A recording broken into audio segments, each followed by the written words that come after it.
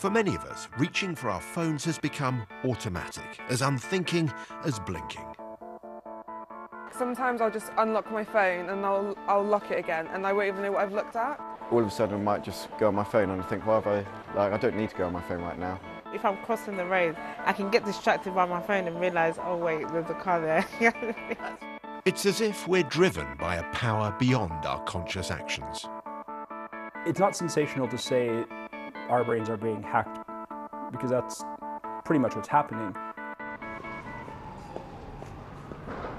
Balliol College, Oxford was built to withstand the distractions of the pre-smartphone age.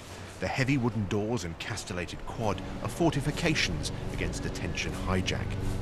James Williams is a former Google executive who became concerned that Silicon Valley's central mission is to interrupt our every waking thought.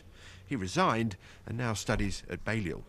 The way we're monetizing most of the information in the world is by distracting people, keeping them from doing what they want to do, rather than helping them do what they want to do. No, I don't know anybody, I've never met anybody at least, who wants to spend all day on Facebook or wants to keep clicking articles all day. If there are people like that, I'd love to meet them, because I'd love to understand their mind and their priorities. But you know, when you think about the goals that people have for themselves, they tend to be things like, you know, the things that when we're on our deathbed we'll regret not having done. Like, you know, I want to take that trip with my family, or I want to learn how to play piano, or, you know, spend more time with friends. Like, these are the real human goals that people have, and these are the goals, in my mind, that technology ought to be helping us pursue. If they don't do that, then I don't know what technology is for. Most technology companies have another goal: welcome to the attention economy. Because the internet is funded largely by advertising, the companies need us glued to their apps or they don't make money. Today we're going to set a new mission. Although Facebook founder Mark Zuckerberg maintains that his company's mission is, quote, to bring the world closer together. A couple of weeks ago, Facebook's first president expressed a very different, even sinister objective. How do we consume as much of your time and conscious attention as possible? And that means that we need to sort of give you a little dopamine hit every once in a while because someone liked or commented on a photo or a post or whatever.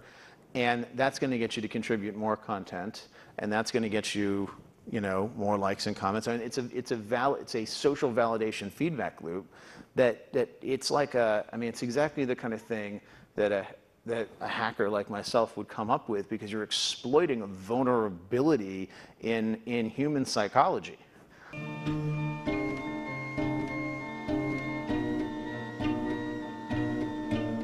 You can see these results in places like this. These students at Bournemouth University have grown up with smartphones. They can't imagine being without them. The relationship I have with my phone is quite intense, because I use it like all the time. I think it is part of my body now.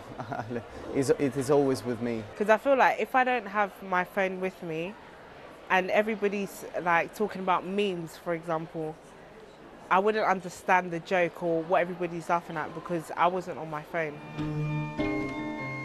So how does technology hack its way into our brains? According to psychologists, it taps into our neural reward system.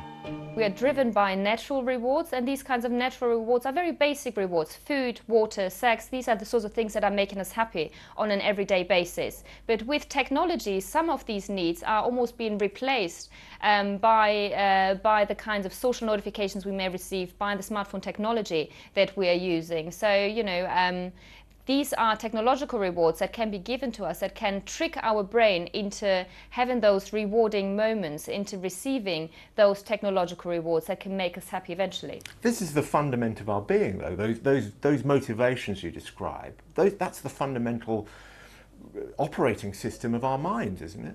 Yes. Tapping into our reward system is just the start of the way technology is engineered to hold our attention. In the 50s, the psychologist B.F. Skinner discovered that pigeons could be made more obsessed with earning rewards if you made those rewards unpredictable.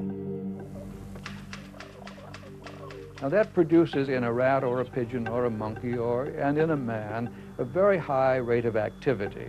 And if you build up, you can get enormous amounts of behavior out of these organisms for very little pay. You don't need to give them very much to induce a lot of that. But now that's the heart of all gambling devices.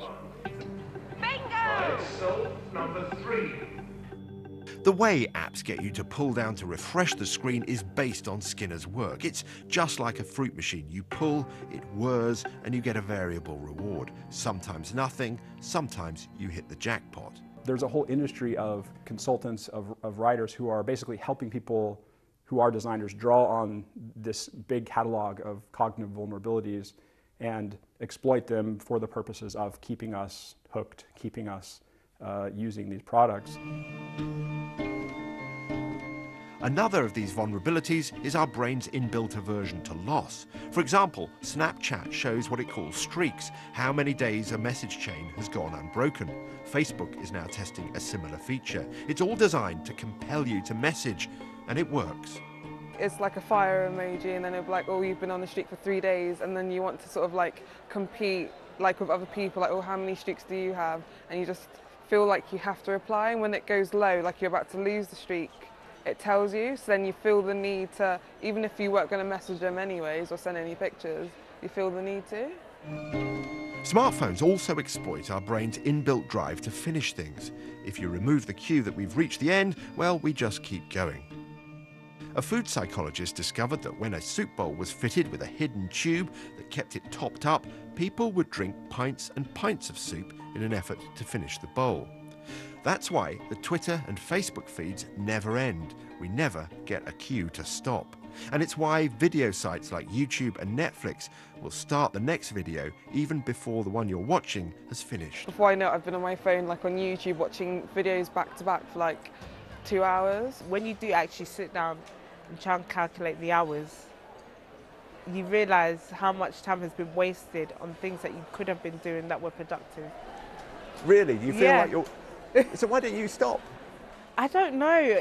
I don't want to say it's an addiction, but I just need my phone. Another very powerful way that we're manipulated is in what we watch. The scientists of the attention economy know that our brains are drawn to stories that prompt strong emotions, like outrage. Balanced discussions may appeal to our conscious intellect, but not the subconscious urges that will keep us clicking and scrolling.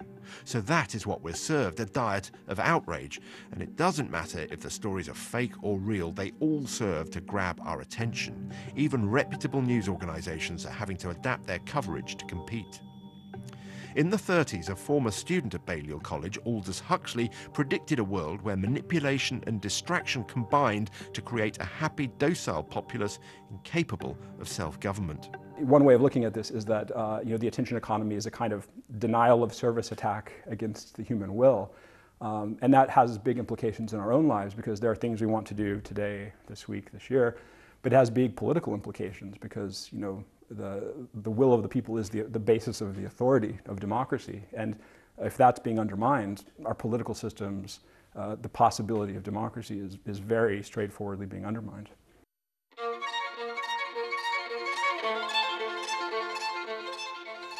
The distraction and manipulation of the attention economy is only going to get more refined and more compelling and less noticeable. For example, Facebook and other big tech firms are investing heavily in virtual reality. So unless we're prepared to change the way we pay for the online world, we could literally lose ourselves in technology.